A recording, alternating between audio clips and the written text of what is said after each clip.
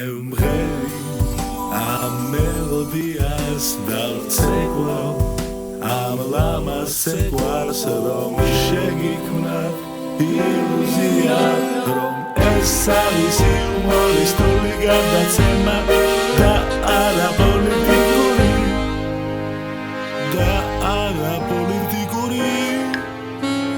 magram politikuri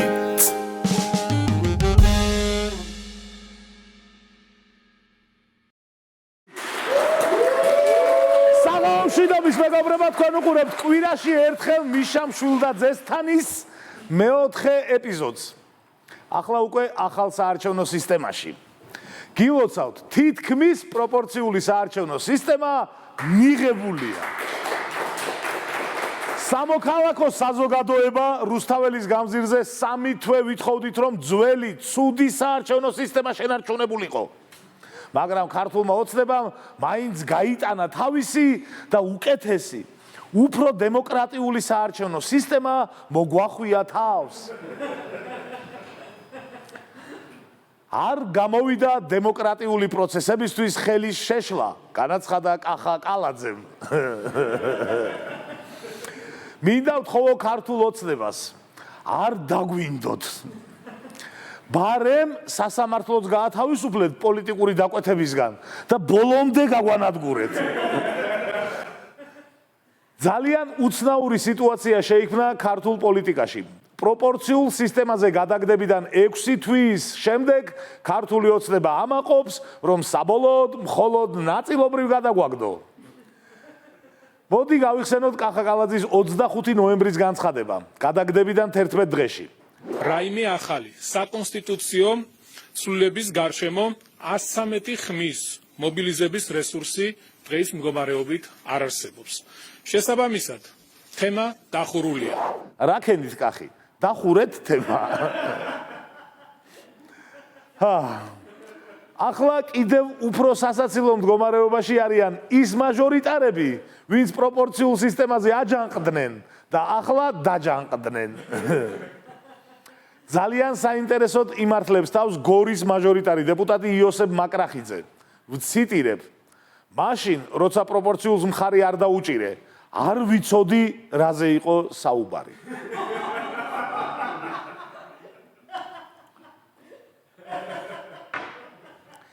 პარლამენტის წევრმა რო არ იცის პროპორციული სისტემა რა არის, ეს იგივეა ქირურგმა რო თქვას, უი, ეს არის გული? აბა ღვიძლი რომელია? კაი, დაუშვა დეპუტატმა არ იცოდა რა არის პროპორციული სისტემა.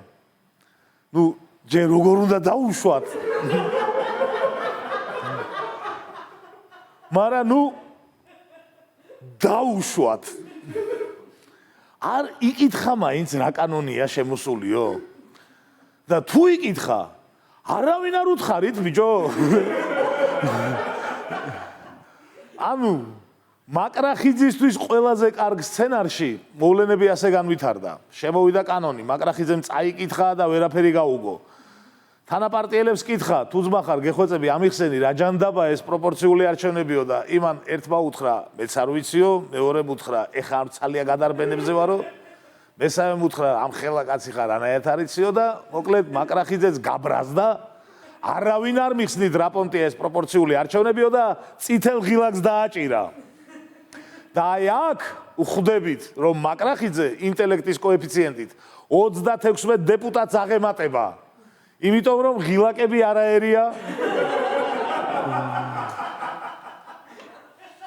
მე კი ვფიქრობ, მეგობრებო, რომ უბედურება ისაა, რომ მართლა არ იცოდა რა არის პროპორციული სისტემა. უფრო დიდი უბედურება კი ისაა, რომ არც ეხლა არ იცის. არ იცის რას მისცა ხმა და თლად გადაბუგვა და პარტახი კიდე ისაა, რომ მაშინ უთხრეს არას დააჭირეო და კაია, ახლა რო უთხრეს კის დააჭირეო, მაინც. მხოლოდ 2 სიტყვის კაცი გამოდგა ოცნებაში. ბიძინა გეგიძე და კახა ოქრიაშვილი. მხოლოდ ესენი იყვნენ ქართულ ოცნებაში ისეთები, ვინც არც მაშინ დაუჭირეს კანონპროექტს მხარი და არც ახლა. და ასარჩევად თუ მიდგება საქმე, მე პირადად უპრინციპო მავნებლებს თანმიმდევრული მავნებლები მირჩევნია მე. გეგიძე და ოქრიაშვილი, სირცხვილი და ყოჩაღ თქვენ. ეგეთი იქება. რას გავს თქვენი საქციელი თქვენ გაგიმარჯვოთ ღმერთმა. ეხავს ქვეყნის დემოკრატიულ განვითარებას რომ ეწინააღმდეგებით გენაცვალეთ პრინციპულ სულში. აი ესეთი ამბავია. ამასობაში ნაცების რიგებში მატებაა.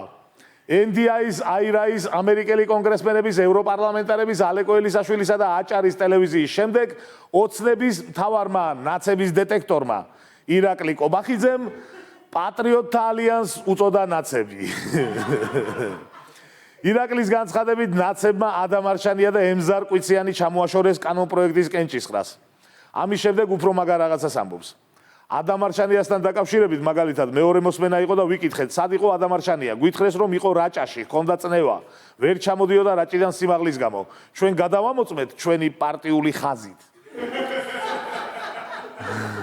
სად იმყოფებოდა ადამ არშანია და იმყოფებოდა ქობულეთში. ზღვაზე. ადას ადგილას მეწყინებოდა. ნუ თუ ადა იმდენად მნიშვნელოვანი პერსონა არ არის, რომ სუსს დაედგინა მისი ადგილსამყოფელი. სუსი ადაზე არ მოაცილეთ და პარტიული ხაზით გადაამოწმეთ, ხო? პარტიული ხაზით გადამოწმება არ ვიცი რა არის. მაგრამ მაინც. მე და ჩემი გადაცემის შემოქმედებითი ჯგუფი მომავალშიც მხარს უჭერთ, რომ ადამ არშანია იყოს სულ რაჭაში და სიმაღლის გამო ვერ ჩამოდიოდეს პარლამენტში. ემზარ კვიციანსაც დარწმუნებული ვარ, პარლამენტში ყოფნას მთაში ყოფნა ურჩევნია. უბრალოდ დეპუტატის იმუნიტეტიც სჭირდება მაგას და მე მაგიტომა ასეთი. საერთაშორისო ორგანიზაციებს და საქართველოს მეგობარ ქვეყნებს გაეხარდათ საკონსტიტუციო ცვლილებების მიღება. გილოცავთ, შემდეგი ნაბიჯია მართლმსაჯულების პოლიტიზირების შეწყვეტა, განაცხადა ანდრიუს კუბილიუსმა. გილოცავთ ცვლილებების მიღებას და კვლავ მოუწოდებ ყველა მხარეს სრულად შეასრულოს 8 მარტის შეთანხმება. ეს ადამ კინზინგერი იყო. ნეტავ რატომ ითხოვენ ასე აქტიურად დასავლელი პარტნიორები თავისუფალ სასამართლოს? ცნობისთვის, კინზინგერმა ან კუბილიუსმა რამე დანაშაული რო ჩაიდინონ, ქართულ სასამართლოში არავინ გაასამართლებს მაინც. ანუ ჯერჯერობით რაც ზუსტად ვიცით ისაა, რომ თავისთვის არ უნდათ. ახლა კი რუბრიკა სირცხვილი და თავის მოჭრა. პარლამენტმა ობიექტივის რედაქტორი ბონდო მძინარიშვილი საქართველოს საზოგადოებრივი მაუწყებლის სამეურვეო საბჭოს წევრად აირჩია. მას 95-მა დეპუტატმა დაუჭირა მხარი. მათ შორის არიან არჩილ თალაკვაძე და ირაკლი კობახიძე. ეს ადამიანები იმიტომ გამოვყავი, რომ ამერიკაში ჩადიან, კონგრესმენებს ხვდებიან და არწმუნებენ, რომ საქართველოს პროდასავლური კურსისთვის არ გადაუხვევია. ახლა წაგიკითხავთ ბონდო მძინარაშვილის ტოპ 3 განცხადებას ამერიკაზე. პირველი, ჩვენ ვიცით ამერიკამ რაც ჩაიდინა ჩრდილო აფრიკაში და ახლო აღმოსავლეთში. ეს ყველასთვის ცნობილია. გაანადგურა მილიონობით ადამიანი დემოკრატიის დამყარების მიზნით. მეორე, ყველა ის უბედურება რაც ჩვენ თავს არის, ეს ყველაფერი მოდის ოკეანის გაღმიდან. აქ შესაძლოა ბრაზილიას ან პერუს გულისხმობის. მესამე, ოკუპირებულ ტერიტორიას რუსები აკონტროლებენ. დანარჩენი ოკუპირებული აქვს შეერთებულ შტატებს. ოღონდ ამას არ ვეძახით ოკუპაციას. ბონდოსთვის ჩვენ ასეთი მაისური დავამზადეთ. მობრძანდით ბონდო ჩვენთან ვაჟა-ფშაველას 45 ნომერში და გადმოგცემთ ამ მაისურს. ან პრინტს გამოგიგზავნით მეილზე. არჩილ თალაკვაძეს და ირაკლი კობახიძეს კი შუბლის ძარღვის გაქრობას უსურვებ. იმიტომ რომ კიდე რო ჩახვალთ ამერიკაში და შეხვდებით კონგრესმენებს, აღარ დაგჭირდებათ.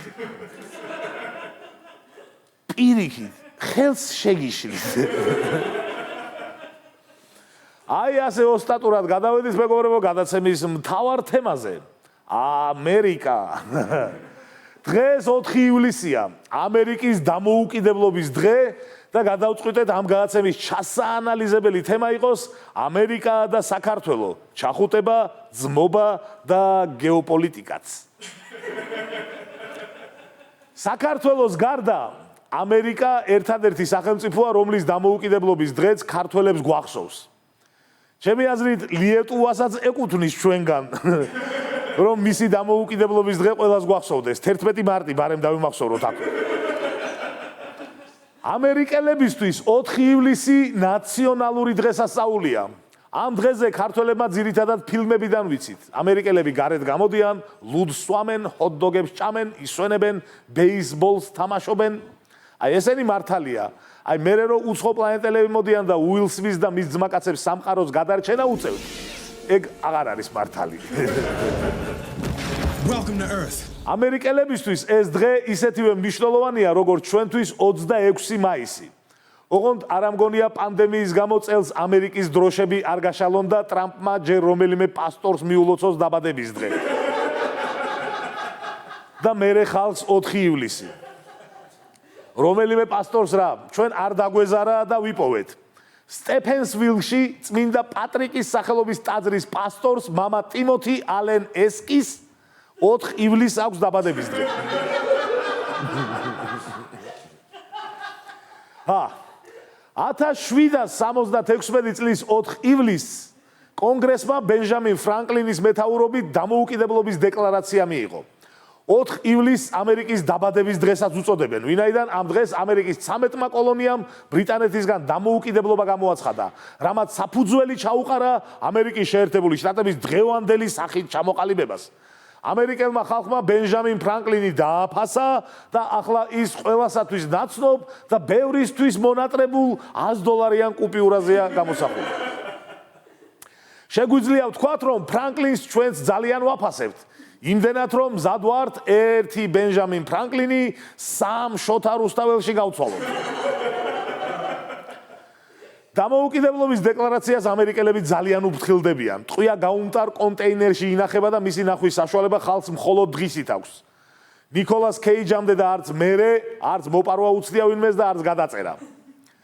გვინდა ამერიკას დაბადების დღე მიულოცოთ, თან მოვალეობის მოხდის მიზნით კი არა, როგორც Facebook-ზე ულოცავენ ხოლმე ერთმანეთს. არა, მართლა რომ მიულოცოთ. მართლა მიროცვა რასაც ქვია, ანუ ეგ გვინდა. ფულს ვერ მივცემ და ამით რასაც უნდა იმას ვერ იყიდიან, იმიტომ რომ ეგ ფული შეიძლება ისევ ამერიკის მოცემული იყოს და უხერხულია. ძვირფასო ამერიკა, გილოცავთ 244 წლის იუბილეს მზიანი საქართველოდან. აი თქვენ რომ ფლორიდას ეძახით მზიანს. ეგრე ვერა ვართ, მაგრამ ივლისი-აგვისტო აქაც საკაიფოდ ცხელა. კიდევ ბევრი გვაქვს საერთო. სამოქალაქო ომი თქვენს გქონდათ და ჩვენც. თავისუფლებისთვის თქვენც ბევრი იბრძოლეთ და ჩვენც. NBA-ის ბეჭდები თქვენც გაქვთ და ჩვენც. ქართული არც თქვენმა პრეზიდენტმა იცის, არც ჩვენმა. თქვენი ასაკის ხეები რო გვიდგას ეზოებში, ეგ ხუმრობა უკვე აქაც უკბილოა. იმიტომ რომ აღარც არის ეგრე. ეგეთი ხეები ახლა მარტო ბიზნესს აქვს. მოკლედ, გილოცავთ დამოუკიდებლობის ერთადერთ დღეს. ჩვენ რამდენჯერმე გამოვაცხადეთ. რა გვექნა? რუსეთი გვყავს ჩვენ მეზობლად. სადღაც 6 თვის წინ ვერაფერს გისურვებდით, მაგრამ ახლა პანდემიის დამარცხებას გისურვებთ. და რაც მე ვერ დაგლოცოთ, ღმერთმა დალოცოს ამერიკა. ხა ჩვენ ხალხსაც მივეცით საშუალება ამერიკისთვის მიელოცოთ 4 ივნისი. 4 ივლისი. ნახოთ, რას ფიქრობს ხალხი აქვე ვაჟაზე და სხვაგანაც. ამერიკას ხალხს უსურვებდი ბედნიერებას და ჯანმრთელობას და გახარებას. რიგში უსურვებდი მშვიდობას, რა თქმა უნდა. კონსერვატორების გამარჯვებას და ჩვენთან სტრატეგიული პარტნიორობის გაგრძელებას. ბედნიერება და ჯანმრთელობა ყველას. ამერიკას რაც უსურვებ თავისუფლებას, რაც აქვთ. უფრო მეტ თავისუფლებას ვიდრე დღეს არიან. ყველაზე თავისუფალი ქვეყანაა ჩემთვის პირადად. არც ბედნიერებას, სიხარულს და ყველაფერს საუკეთესოსაც კი სამყაროში არსებობს. ვუსურვებ ამერიკელებს და ზოგადად ამერიკას პრობლემების მოგვარებას, საქართველოს ჩვენი ქვეყნის დახმარებას და ხელის არჩევნებას. ჰა, აქვე პატარა თხოვნა ამერიკის საელჩო საკონსულო დეპარტამენტს. თქვენ ფიქრობთ, რომ უმრავლესობას, ვინც თქვენთან ვიზის მისაღებად შემოდის, ამერიკაში დარჩენა და ცხოვრება უნდა. და მართლები ხართ, მაგრამ ჩვენც მართლები ვართ.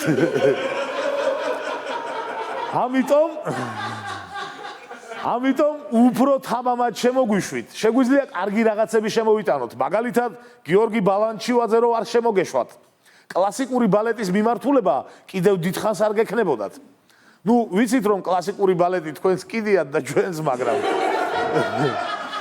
აიც მაგალითისთვის თქვი. თქვენზე მხოლოდ ერთხელ ვიყავით ნაწყენი. მართლა, ეს სერიოზული თემაა. ძვირფასო ამერიკა, თქვენზე ერთხელ ვიყავით ნაწყენი 1918-21 წლებში, პირველი რესპუბლიკის დროს. ჩვენი დამოუკიდებლობა რო არ აღიარეთ და სომხეთის რო აღიარეთ. მაგრამ, ნუ, არა უშავს. მერე მაინც ორივე დაგვიპყრო რუსეთმა და აზრი არ ქონდა მაგას გადაწყვეტი მნიშვნელობა. სამაგეროდ გვახსოვს და მადლობელი ვართ ყველა იმ სიკეთისთვის, რაც საბჭოთა კავშირის მერე გაგვიკეთეთ. მაქსიმალურად ვცდილობთ არ გაწყენინოთ. იმედია არ გწყინთ, რომ ქართულ ვიკიპედიაში სტატია ამერიკის დამოუკიდებლობის დღე მხოლოდ 2 აბზაცისგან შედგება და სტატია გია ვოლსკი 5 აბზაცისგან. ალბათ გია ვოლსკი ვერ იფიქრებდა, რომ ამ კონტექსტში შეიძლებოდა მეხსენებინა, მაგრამ მინდა იცოდეს, რომ ნებისმიერი თემიდან შემიძლია მივიდე გია ვოლსკიმდე. ასევე ნებისმიერი თემიდან შემიძლია მივიდე სპორტამდე და აქვე ბოდიში, რომ NBA ვოუდ ზაზა ფაჩულიას გამო All-Star-ის არჩევნების წესის შეცვლა მოგიწიათ. იმედია არჩევნების ძველ წესს დააბრუნებთ, იმიტომ რომ ახლა გოგა ბითაძე გვინდა რომ ვათამაშოთ All-Star-ში. ერთი შანსიც მოგვეცით. გადავიდეთ ამერიკა-საქართველოს ურთიერთობების ისტორიაზე. ახლა რომ ამერიკელები წერილებს წერენ და გულშემატკივრობენ ადამიანის უფლებების დაცვაში, იყო დრო, როცა ჩვენ წერდით წერილებს იქით. 1866 წელს იაკობ გოგებაშვილმა თავისი პუბლიცისტური მოღვაწეობა ამერიკის თემით დაიწყო და გაზეთ დროებაში გამოაქვეყნა წერილი „ამერიკა პოლიტიკური მიმოხილვა“. იაკობ გოგებაშვილი აქებს აბრაამ ლინკოლნს მონობის წინააღმდეგ ბრძოლის გამო. ანუ მაშინ იაკობ გოგებაშვილი იყო ჩვენი ადამ კინზინგერი მათთვის. პირიქით. ამერიკის თემაზე აქტიურად წერდნენ ნილია ჭავჭავაძე, ნიკო ნიკოლაძე, გიორგი წერეთელი, დავით მიქელაძე, არჩილ ჯორჯაძე და სხვები. ახლა ამერიკაზე წერენ დათო, მაკა, ტორტები საჩხერეში და მერე ბუსტავენ Facebook-ზე ანტიდასავლურ განწყობებს. 1891 წელს საქართველოში გამოიცა წიგნი ჯორჯ ვაშინგტონზე. ძალიან მაგარი სათაური აქვს ამ წიგნს. გიორგი ვაშინგტონი.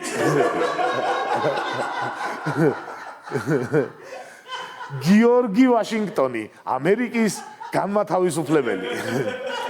აქვე გამოვდივარ ინიციატივით ბუშის ქუჩას გადაერქვა სახელი და გახდეს გიორგი ბუშის ქუჩა.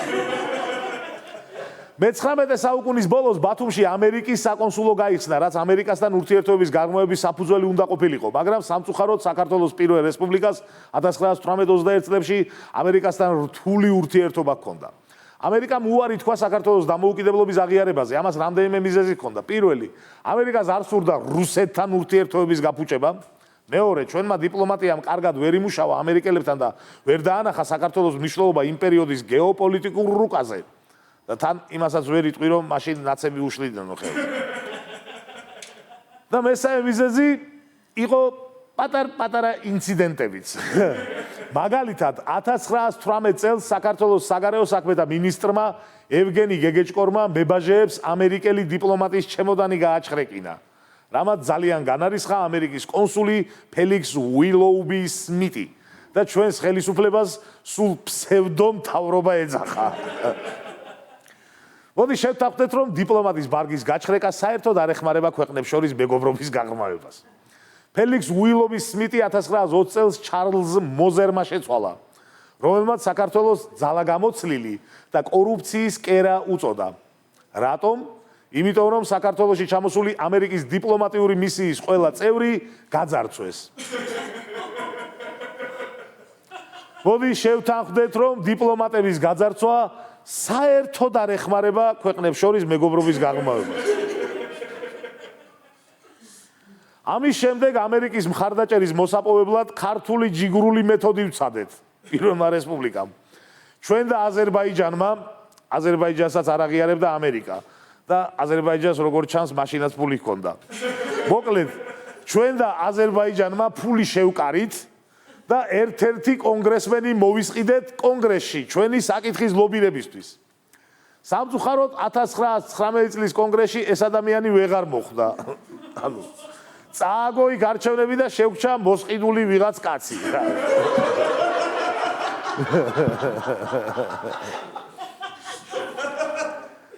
ნეტა მაშინ ყოფილიყვნენ ნაცები. იმიტომ რომ გიავალსკის თუ დაუჯერებთ, ნაცების გავლენის ქვეშაა მთელი კონგრესი. და როგორც უკვე გითხარით, ნებისმიერი თემიდან შემიძლია მივიდე გიავალსკიდან. ამერიკის მხარდაჭერა ძალიან დაგვაკლდა, რათა ერთა ლიგის წევრები გამხდარიყავით. 1919 წელს პირველი მსოფლიო ომის შემდეგ შექმნილი ერთა ლიგა ერთდროულად ასრულებდა მაშინდელი ნატოსა და გაეროს ფუნქციებს. ორგანიზაცია მოწოდებული იყო სახელმწიფოთა შორის კეთილგანწყობის დასამყარებლად, საყოველთაო მშვიდობისა და უშიშროების განსამტკიცებლად. საქართველომ სურვილი გამოთქვა შესულიყო ერთა ლიგაში, თუმცა წესდებაში იყო მეათე მუხლი, როგორც ახლა არის ნატოს წესდებაში მეხუთე, რომელიც ითვალისწინებდა ორგანიზაციის წევრი ნებისმიერი ქვეყნის დაცვას გარე აგრესიის შემთხვევაში. ამიტომაც არ მიგვიღეს. ამ ორგანიზაციაში მიღებისთვის მაშინ ჩვენგან არ ითხოვდნენ დემოკრატიას, ადამიანის უფლებების დაცვას, გენდერულ თანასწორობას, თავისუფალ სასამართლოს და არჩევნებს. არადა მაშინ გვქონდა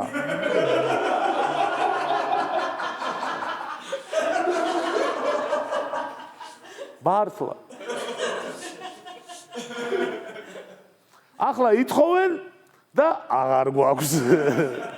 მოკლედ, დასავლეთის მოთხოვნები და დემოკრატია საქართველოში ჯერჯერობით ვერ დავამთხვიეთ ერთმანეთს, ვერ დავასინქრონეთ. ზოგადად დროის დამთხოვა არ ყოფილა ადვილი მეგობრებო, დამეთანხმება ჩემი შოუს ერთგული მაყურებელიც, ვინც აგერ უკვე მეოთხე შაბათია უშედეგოდ ელოდება გადაცემის ზუსტად საათზე დაწყებას. საქართველო-ამერიკის ურთიერთობები რადიკალურად შეიცვალა საბჭოთა კავშირის დაშლის შემდეგ. დამოუკიდებლობის მოპოვების დღიდან ამერიკა ჩვენს გვერდითაა და უკვე 29 წელია დამოუკიდებელი სახელმწიფო ვართ, რაც რეკორდია. გადაბმულად ამდენი ხანი დამოუკიდებელი არ ყოფილვართ იმ დღის შემდეგ, რაც რუსეთმა გადაწყვიტა, რომ ასე არ უნდა იყოს. ამერიკის შეერთებული შტატები ბოლო 28 წლის განმავლობაში დაგვეხმარა 4 მილიარდ რაღაცით. აი მარტო ამ რაღაცით რო დაგხმარებოდა 348 მილიონ 400,000 დოლარით დაგვეხმარებოდა. ანუ ეგ რაღაც არის 348 მილიონი დოლარი. რომ წარმოვიდგინოთ რამდენია, მაგალითად 2001 წელს საქართველოს ბიუჯეტი 900 მილიონი ლარი იყო და 340 მილიონით გაირღვა. მესამედით რომ არ სრულდება ბიუჯეტი, ეგ გარღვევა აღარ არის, ეგ არის შემოგეძღლიზა. და უნდა გადააგდო, სახში ჩასაცმელადაც არ გამოდგენს. ამ 4 მილიარდ რაღაც დახმარებაში არ ითვლება მაგალითად USAID-ის დახმარება, რომელიც საქართველოს უკვე 1,8 მილიონი დოლარით დაეხმარა, ეს ცალკე ხაზია. ამ დახმარებებში არ ითვლება მაგალითად აი ეს ამბავი. გელა ჩარკვიანის წიგნში ნაცნობ ქიმერათა ფერხული ვკითხულობთ ასეთ ისტორიას. 1992 წელს საქართველოში ხორბლის მარაგი იწურებოდა, რაც ღარიბ ქვეყანაში ბუნტის საფრთხეს ქმნიდა. საქართველოს დელეგაცია იმ წელს ეუთოს სამიტზე იმყოფებოდა, სადაც ედუარდ შევარდნაძემ დროიხელთა და გიორგი ბუშ უფროსთან მივიდა. მაშინ ის იყო ამერიკის პრეზიდენტი. ციტირებ ედუარდისა და ბუშის დიალოგს. ჯორჯ, ვიცი ახლა შენთან ვინც მოდის, ყველა რაღაცას გთხოვს. იცოდე, მე იმისთვის მოვედი შენთან, რომ არაფერი გთხოვო. ბუშ სახეზე ღიმილმა გადაურბინა. პირდაპირ თქვი ედუარდ, რა გინდა?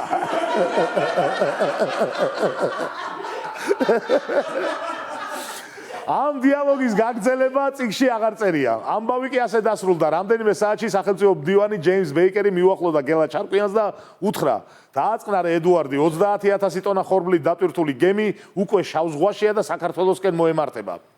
თუ გავითვალისწინებთ იმ ფაქტს, რომ რამდენიმე საათში გემის ხორბლით დატვირთვა შეუძლებელია, უნდა ვივარაუდოთ, რომ ეს გემი სხვა ჩვენსავით გაჭირვებულ ქვეყანაში მიდიოდა და ამერიკელებმა უთხრეს საქართველოსკენ გადაუხვიეთ. იმათ უფრო უჭირდო.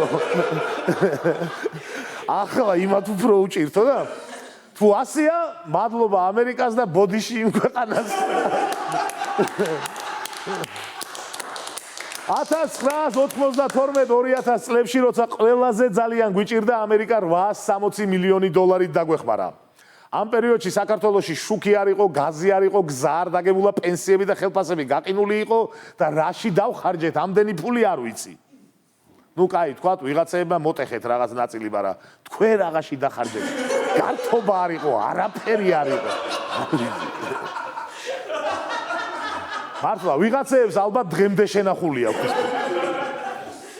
ამერიკის ყველა დახმარება რომ ჩამოვთვალო, ჭავჭავაძის რეაბილიტაციაზე მეტი დრო დამჭირდება. ამიტომ მხოლოდ რამდენიმე შევეხები. რომ გითხრათ 2008 წელს რუსეთი ამერიკამ შეაჩერა მეთქი, დამიჯერებთ? იმედია არ დამიჯერებთ, მე საიდან უნდა ვიცოდე ვინ შეაჩერა რუსეთი. პოლონეთის მოქმედმა პრეზიდენტმა ანჯეი დუდამ რამდენიმე დღის წინ განაცხადა. 2008 წელს რუსეთი საქართველოს თავს დაესხა, მისი იმპერიული მიზნები კი ამერიკამ შეაჩერა. აი ამას დაუჯერეთ. რატომ მოვიყვანე არგუმენტად პოლონეთის პრეზიდენტის სიტყვები? საქართველოს პრეზიდენტი არ ამბობს ამას და რადგან საქართველოს სასიკეთო განცხადებებს ხან რომელი ქვეყნის პრეზიდენტი აკეთებს და ხან რომელი ფრილანსერი პრეზიდენტი ხო არა ვიყვანოთ. ან სხვადასხვა ქვეყნის პრეზიდენტებს შეუთანხმდეთ, რომ თავისუფალ დროს ჩვენზე კარგი განცხადებები გააკეთონ. თუ ვინმეს ეს იდეა არ მოგეწონათ, ველოდებით თქვენ აზრს, რატო? 2008 წელს ომის გამო ამერიკამ მოგცა მილიარდი დოლარი და შავ ზღვაში შემოიყვანა სამხედრო გემები. გარდა ამისა, თბილისის აეროპორტის ასაფრენ ბილიკზე ამერიკამ დააყენა სატვირთო თვითმფრინავები, ჰერკულესები, რათა რუსეთს აეროპორტი ვერ დაებომბა. და რას ამბობდნენ მაშინ ქართველი რუსეთუმეები? ამერიკა წყლით და პამპერსებით დაგვეხმარაო. ახლა რაც შეეხება გემს, რომელმაც ქართველი რუსეთუმეების აზრით პამპერსები და წყალი შემოიტანა. ამ გემზე განთავსებული იყო ხმელეთი ჰაერის ტიპის ანტისახომალდო რაკეტები, მოქმედების რადიუსი 120-185 კილომეტრი, ფრენის სიმაღლე 24 კილომეტრი. გემი ასევე შეიარაღებული იყო ჰარპუნის რაკეტებით, მოქმედების რადიუსი საშუალოდ 90-220 კილომეტრი. ხომალდის შეიარაღებაში ასევე იყო 90 ერთეული ტომაჰავკის ტიპის მრავალფუნქციური, სტრატეგიული და ტაქტიკური დანიშნულების ფრთოსანი რაკეტა, მოქმედების რადიუსი 1300-2500 კილომეტრი. მასზე შესაძლებელია ბირთვული ქობინის დაყენებაც. არ ვიცი მე თვითონაც რატომ გამახსენდა, მაგრამ მაინც შეგახსენებთ, რომ ბათუმიდან მოსკოვამდე 2000 კილომეტრია. საქართველოსა და ამერიკას შორის მეგობრობა და თანამშრომლობა ყველაზე ინტენსიური 2004-2008 წლებში იყო. 2004 წლის იანვარში საქართველოში ჩამოვიდა ამერიკის სახელმწიფო მდივანი კოლინ პაუელი. ერთი წლის შემდეგ საქართველოს ისტორიაში პირველად ამერიკის პრეზიდენტი გვეწვია. გიორგი ბუში უმცროსი. ამერიკის ისტორიაში სულ 4 პრეზიდენტი მოკლეს: ლინკოლნი, გარფილდი, მაკინლი და კენედი. ამ სიის 5-მდე გაზრდა სადაავლაბრელმა ვოვა არუთინოვმა. საბედნიეროდ არუთინოვის ხელყუმბარა არაფეთქდა. მორწმუნე ადამიანი რო არ ვარ, იცით ალბათ, მაგრამ მეც კი მჯერა რომ მაშინ უფალმა დაგვიფარა. FBI-მ, CIA-მ, პენტაგონმა ალბათ ამ ტერაქტის ყველა შესაძლო ვერსია განიხილეს. რატომ მოხდა ეს ტერაქტი? რატომ მოხდა ეს ტერაქტი საქართველოში? ერაყი ხო არ იდგა ამ ყველაფრის უკან? ან ავღანეთი, იქნებ რუსეთი, ან სულაც ჩრდილოეთ კორეა, მაგრამ სწორი ვერსია მაინც ვერ გამოიცნეს. იმიტომ რომ ტერაქტის мотиваცია აღმოჩნდა აი ეს. ყველაზე კარგი იქნებოდა, თუ ემექნებოდა ფული და წავიდოდი ვთქვათ რუმინეთში, სადაც იგივე ბუში გამოდიოდა. მაგრამ ფული რო არა მაქვს. დაფინანსირება რო არა მაქვს. ანუ საქართველოში ბუშს იმიტომ კლავდა რომ ფული არ ქონდა. რაღაცნაირად მესმის ამ ადამიანის. კულტურას ვაფინანსებთ ბიუჯეტიდან, სპორტს ვაფინანსებთ, პირველ არხს ვაფინანსებთ. ტერორისტებს საერთოდ არ აქვს ხელშეკრულება. ახალგაზრდა ტალანტები რატომ უნდა მიდიოდნენ სირიაში? მიუხედავად იმისა, რომ ამერიკას კინაღამ პრეზიდენტი აუფეთქეთ, ჩვენი მეგობრობა გაგრძელდა. ბუშის ვიზიტის შემდეგ სახელმწიფო მდივანი კონდოლიზა რაისი გვესტუმრა, ასევე ვიცე-პრეზიდენტი დიკ ჩეინი. 2012 წლის შემდეგ ამერიკიდან ამ დონის დიპლომატი აღარ ჩამოსულა. პანდემია ვითომ.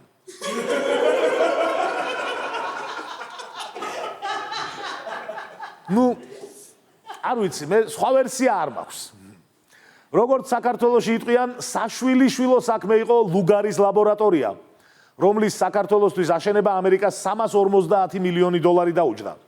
ძალიან მაგარი რაღაც რომ კეთდებოდა, ჯერ კიდევ მაშინ მივხვდით, როდესაც რუსეთმა და ქართველმა რუსეთუმეებმა ლუგარის ლაბორატორიის გაშავება დაიწყეს. კორონავირუსის პანდემიამ კი ყველას დაგვანახა, თურმე რატომ ებრძოდნენ ლუგარის ლაბორატორიას.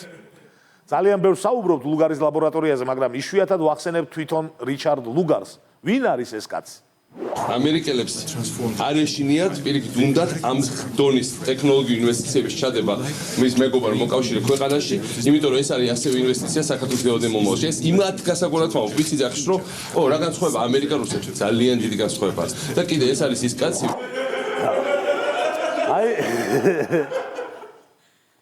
აი ეს კაცი არის რიჩარდ ლუგარი.